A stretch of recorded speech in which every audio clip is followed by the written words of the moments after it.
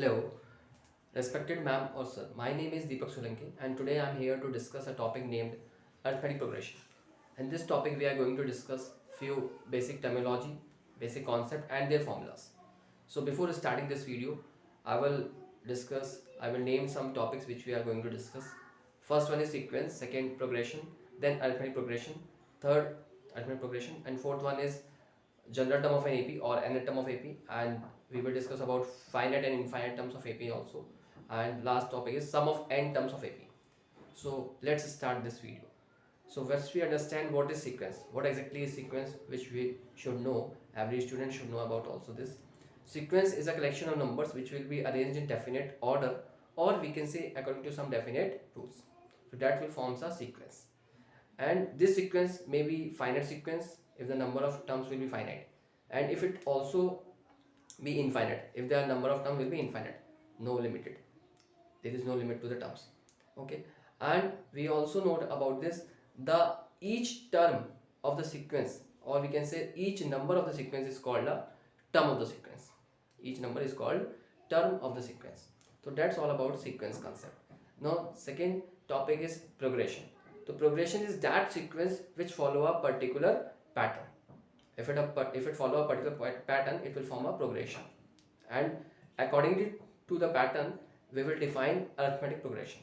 So if we move on to arithmetic progression, abbreviated as AP, so a sequence is a AP when the common difference between the successors and the predecessors will be constant.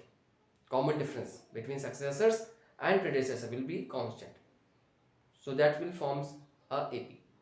That common difference is usually denoted by small d.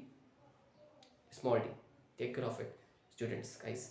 So d will be, we say, maybe 0, 1 or negative.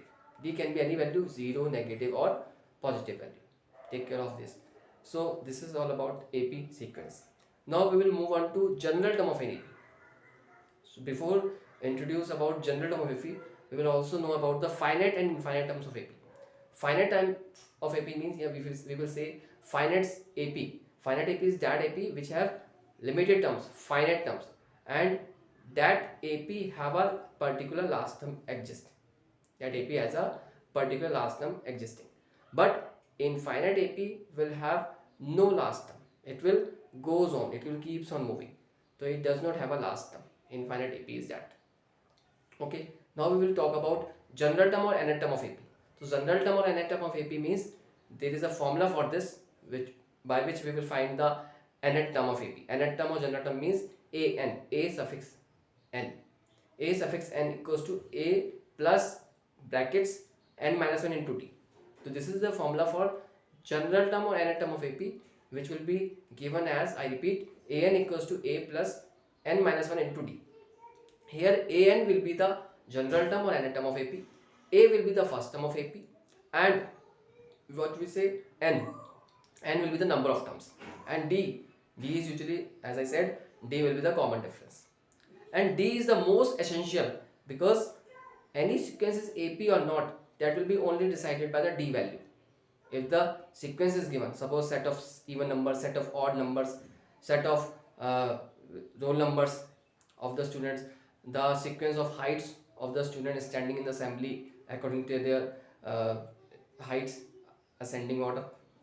Okay, so accordingly d value will decide the AP, whether the sequence is AP or not. So that is the general term or nth term of an AP. Got it?